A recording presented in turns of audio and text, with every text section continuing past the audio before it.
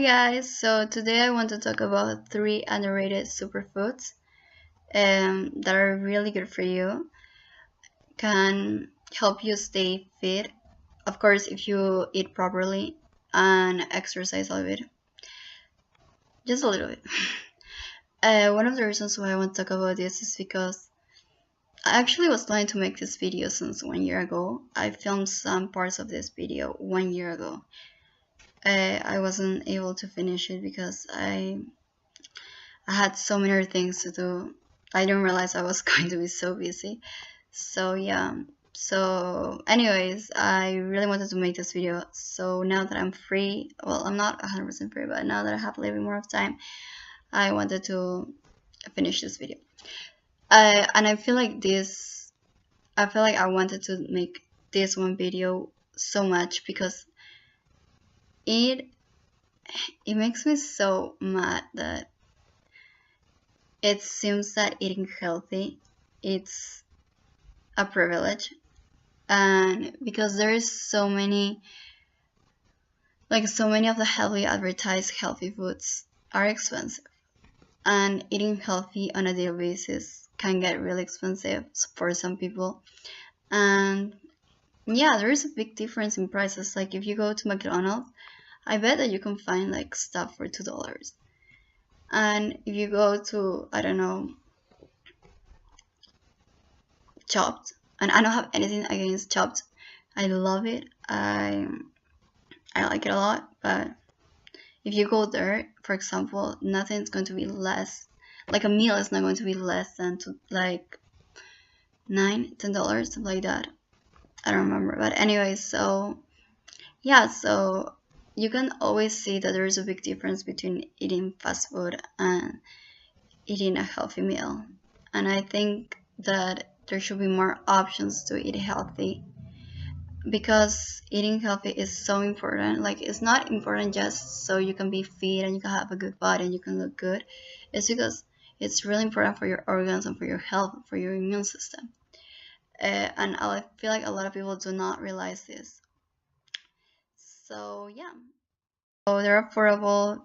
You can almost find them everywhere, and then um, they're really good for you. They're superfoods, like they have a lot of protein. They have a lot of nutritional properties that are going to help your body.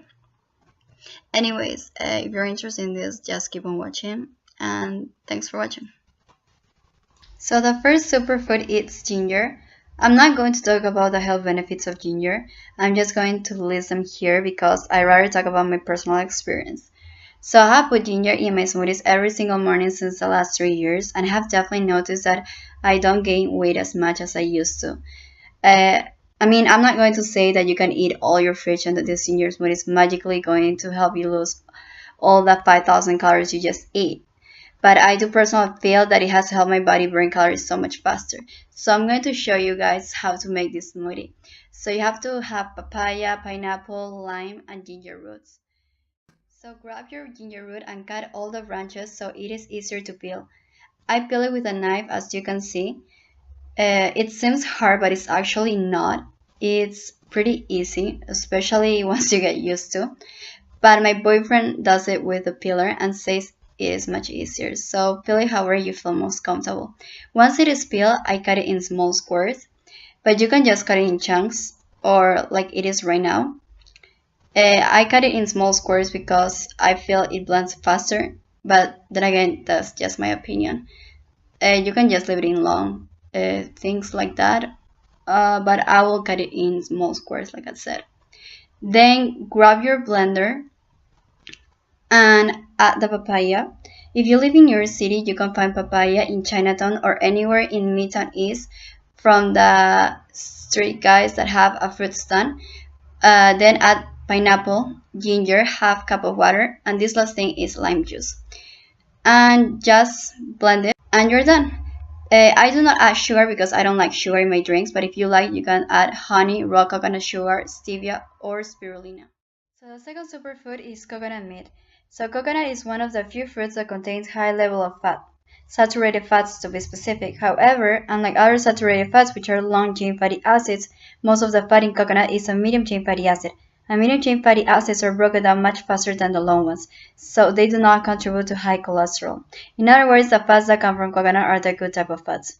Also, eating healthy fats provides a sensation of satiation, unlike many other carbs such as vegetables and other non-fat foods. This is why whenever you eat a lot of fried food, you feel full for a longer time. So here are some of the health benefits of coconut meat.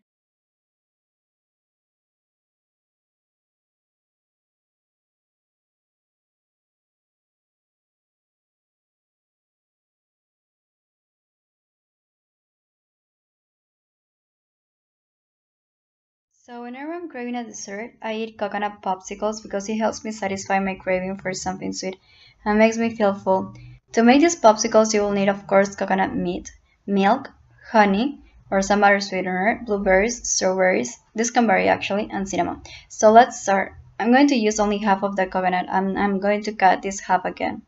So we're going to use basically 2/4. Now we're going to peel both quarters, and this time I'm actually going to use a peeler because it's kind of hard to peel this.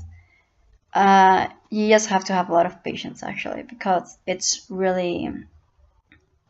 lot of work. So once you're done peeling both quarters, we're going to use one of them to blend with the milk. So we have to cut in small bits, like I'm doing it right now.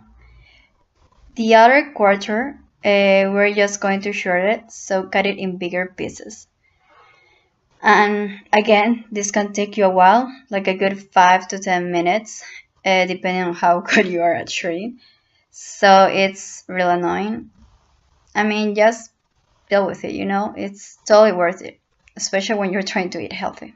Also, I forgot to mention, but I don't think they sell a coconut in most grocery stores, not even in Whole Foods. In Whole Foods, they only sell the coconut meat. So if you want to find this, you can go to Melbourne Street with Canal Street. That's 3 blocks away from the Canal Street subway stop.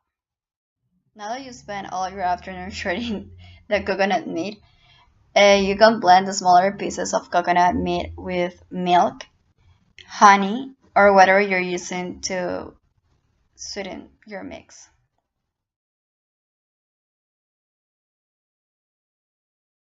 Once it's blended, pour it into a cup and taste the mix. So if you feel it needs to be more sweet, you can add more sugar.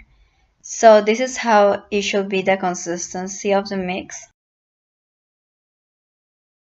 It's pretty heavy. And to finish, just add a little bit of cinnamon and half of the shredded coconut meat. And mix it with a spoon. And it's ready. So grab your popsicle maker. I only have this popsicle maker, which I don't like that much, but anyways. And add the mix, then add some of the blueberries, then add again the mix, add a little bit of the coconut shredded, the half that you left, and keep on adding the mix. So all of this is so it has a lot of consistency. Then add the strawberries, then add again the mix until it's filled, and put it on the fridge. Actually, not fridge, put it on the freezer, preferably overnight or at least 6 hours. Anyways, this is how it should look like. It doesn't look that nice, but it tastes really good and it's really healthy. If you want your popsicles to look a little bit more decent, you can get this type of popsicle makers. I think they even sell it at IKEA. The third and last superfood is aloe vera. I feel that this is one of the most unpopular superfoods, which I'm super surprised given that it possesses a lot of vitamins and minerals. So I'm just going to list some of them here.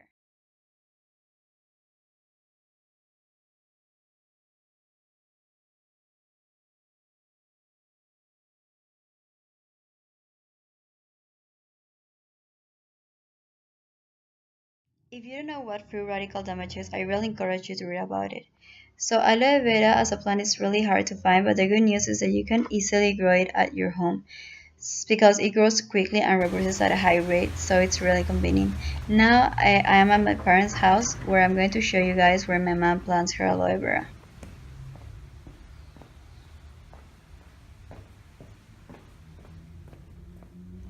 And if it's not here, then I don't know, I'll have to call her, I guess.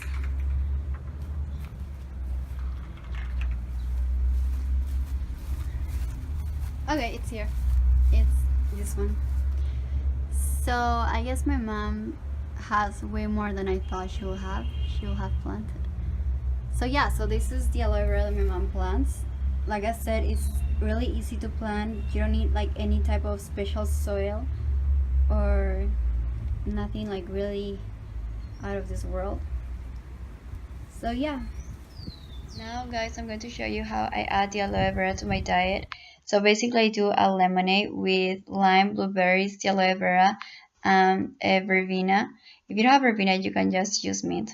Once you got the aloe vera, you're going to see that a yellow liquid is going to start coming out and liquid and leaking. This is iodine, so you should always avoid it. To ensure we get all of the iodine off right after cutting the aloe vera, soak it completely in water for at least 4 hours. Better if you leave it overnight and change at least 2 times the water. So what is iodine free? We're going to start cutting it. As you can see, the aloe vera has thorns on its sides, so always cut this part first. So cutting this part is pretty easy. Um, it's not that hard. Cutting the other sides, it's a little bit harder, especially the last one. So we're trying to just um, kind of peel it. This part, this last side is a little bit harder, complicated. So be really careful. Um, yeah, just be really careful. If you're gonna do it this way, you can probably cut it in small pieces and then try to cut this side. So now that we have cut all of the sides, um, we're just going to cut the gel in pieces. It doesn't matter if it's small or bigger, you can even leave it like that because it's so soft that it's going to blend easily. So now add water in your blender, then add the aloe vera. I'm just going to use half of it. Then add the verbena. If you don't have verbena, you can put mint or you cannot put anything if you want. Add the lime juice and then add the blueberry.